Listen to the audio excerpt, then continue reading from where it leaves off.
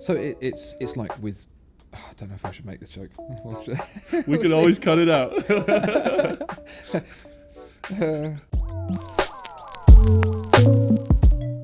Hey guys, I'm Max from WatchCrunch. Welcome back to the Anachronist podcast, where a journey of 1,000 watches starts with your first Invicta. Today, we have a very special guest all the way from across the pond. It is the one and only Mr. Watch Hands from Watchfinder, Andrew Morgan. How are you, Andrew? I'm very well, thank you. How are you doing? I'm good. You're on tour through America. Yeah. Tell us, what is that all about? It kind of got out of hand a little bit because we had anticipated doing our first events in the UK, which went really well. Amazing turnout, really, really good feedback, and it was amazing to see. So we thought, oh yeah, let's go to America. We'll do New York, and then the next day we'll do Seattle. Mm-hmm. That seemed like a good plan to me. Sure. I didn't realize how wide America is. I feel like our first contact was a couple years back when I made a parody video of Watchfinder. And to my surprise, the top comment was from you, I hope. Yep. I'm flattered that you weren't so offended that you just ignored my text. No, not at all, because if someone makes a parody of work you've done, especially in the way that you did it, which was very, I would say respectful, that sounds a bit too British, doesn't it? But it was with good faith. And when someone does that, that really tells you, do you know what, you've done something that people pay attention to and people enjoy. The reason I like writing and I like presenting and I like these things is because I'm never going to do anything that really changes anyone's life. Like, you work in the medical profession, you make a difference to people's lives. That used to be a secret, but I guess not anymore. It's another secret. I'm sorry. No, that's perfectly fine. It was going to come out sometime. I am a neurologist. But the stuff that I do doesn't help people in that way. But what I do want to be able to do is think that the work that I've done over time in a small way changes people's lives and making them happier. So I figure, you were on this cross-country trip, you are probably jet-lagged, underslept, and if I was ever going to have a chance of getting your true opinions on watches, it would be now. We're going to play a game. Okay. And it's a game you may be familiar with. It's called Marry, Fuck, Kill. Oh, I thought you were going to chain me to a radiator and make me eat a key or something. Okay, I'm good with this. This is fine. That's later. So I'm going to give you 3 sets of 3 watches. Yep. And then I want you to tell me which one you want to take to the altar, which one you would spend one glorious night with, and which one you want to banish to purgatory. All right, okay. If you ask me the same question tomorrow with the same watches, you'll get different answers, just so you know. Absolutely. I love all these watches. That's why I own them. This is my own collection. Oh, no, you can't do this. So why are you doing this to me?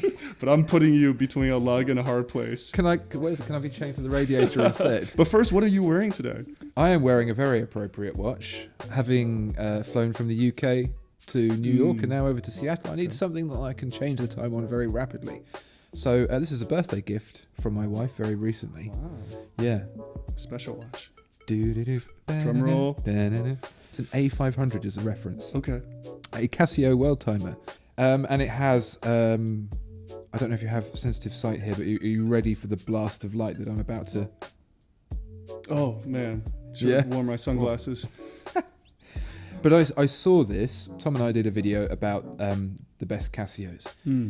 And we realised as we'd scrolled through like the first 10 watches of a page of hundreds of watches that we'd picked the first 10. They're all just so good. And I saw this and I haven't seen it for such a long time. And this for me is, if I were the executive of a business in the 80s, Wall Street high flyer. When you had a car with one of those giant phones in the center console. Exactly, yeah, with a suit that was way too big. This is the watch. The first day of wearing it kind of shaved a little ring around my wrist, and it's the cheapest piece of crap, but I love it. I absolutely love it. Yeah, wonderful. It fits you nicely. The other thing I've always wondered is, what is your wrist size? 7. I have quite wide, flat wrists, right? So I can get away with quite a lot. I have a little bit of wrist envy. Mine's 6.5, but I got a personal trainer recently, so I'm on my way. Yeah, I'm going to go for the full Popeye, just train the forearms. Yeah, all we're doing is squeezing kind of activities. Oh, each other. Let's talk about your watch. Yeah, so I have a diver, and this is a Seiko. So I'll tell you about it when I reveal the 3 watches I'm going to show you. So I'm going to go ahead and put this on your lap. Ooh. Give you a moment with those. So this is Fuck, Marry, Kill, Anachronist edition. We have a Seiko SPB 237. Well done. Always struggle with this. I feel like it's like a Grand Seiko dial that somehow snuck into a diver. It's got that crisp HD pop. Right. And you talked about this in your recent podcast about divers with Tom, where you guys kind of rated, I think, 5 different divers at different price points. And Yeah. for under $1,000, the finishing is there, the history is there, right? This is like that turtle style, which goes back to the Vietnam War, Yeah. Apocalypse Now, right? It really is. And Tom and I did a podcast recently where we picked 5 watches each, one in each category: dress, chrono, dive, field. Yeah, can't remember. And I went to pick a Seiko for the first one and then ended up staying at Seiko and just picked 5 Seikos. It's just so easy to do, isn't it? Seiko and Casio. That could be your whole collection. Yeah, it really could. Oh God, this is really hard. The next one is a Panerai. It's a recent birthday present to myself. It's the Pan 915. So it's the quintessential Panerai to me. 44 millimeters. It's a Luminor, right, with the crown guard. It's got a bit of faux patina. They've heard our complaints and they've started making some in-house movements, and that one has 8 days of power. Yeah, that'll keep you going. Get the forearms going, Yeah. winding all 8 days of that. And lastly, there you have the, I'm sure you don't recognize that watch at all, the Rolex Submariner 14060 from the 90s. And it is a tritium dial with a almost matted kind of aluminum bezel. Any comments before you put yourself on the spot here? Well, this is going to be a very, very hard thing because I like all of them very much. This is a really, really nice set of watches. What's the first thing that jumps out at you? The difficulty of the whole premise is the first thing that jumps out at me, I'll be honest. So I had a 14060M, the 4-line dial. Yep. And that was my first Rolex, back when a Rolex was a more attainable piece for me. And I bought that watch as a big pat on the back for passing my civil engineering degree.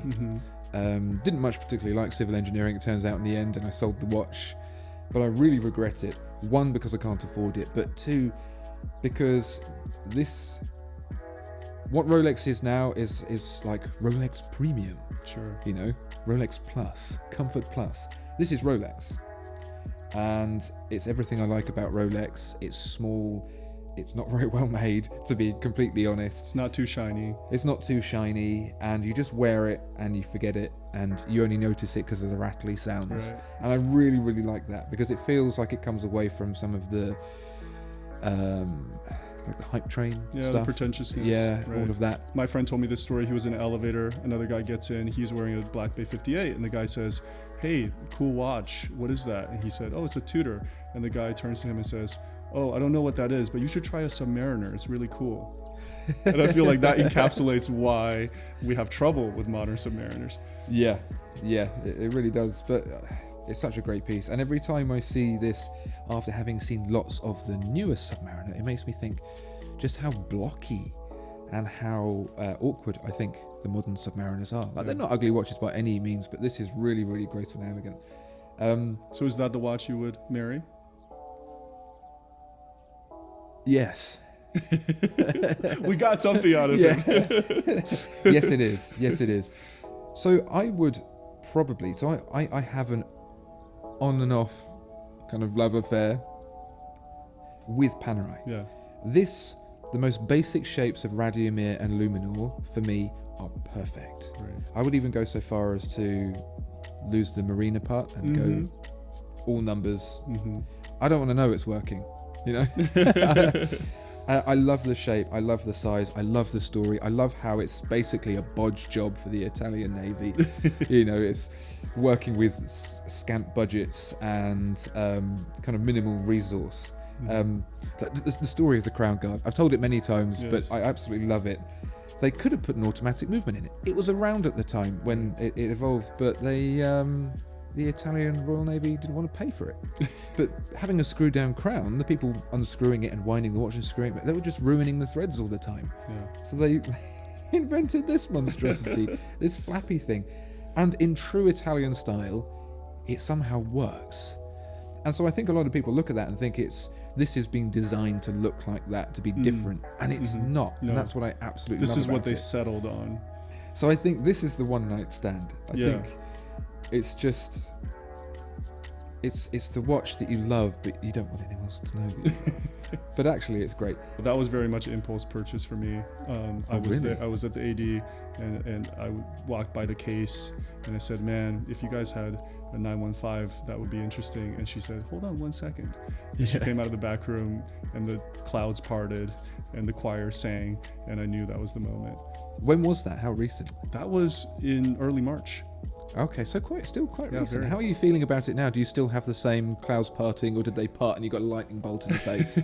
I'm in that second phase, past the honeymoon. Yep. I'm in that getting to know her phase, where I take her on excursions and we go on trips. I'm also putting her in different types of attire. I've ordered 3 different straps, and I think it's really, I'm a strap guy.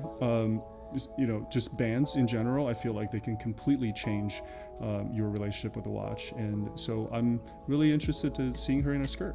So you're killing the Seiko. No. See, this isn't unfair. You can't show me 3 watches that are great and then go, which one do you hate? I feel like with Seikos, I just end up buying so many of them. But the reality is that if you did kill it off and you regretted it, you just go, oh, it's not now $10,000. It's still the price. In fact, I'm going to put it back on my wrist just to show you that even if it dies, it never leaves my heart. Oh, that's sweet, isn't it?